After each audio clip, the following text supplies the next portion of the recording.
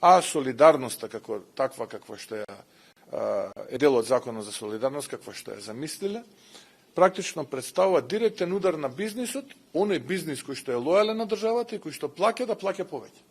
А оној бизнис кој што не плаќа на државата, тогаш тој бизнис нема да биде афектиран.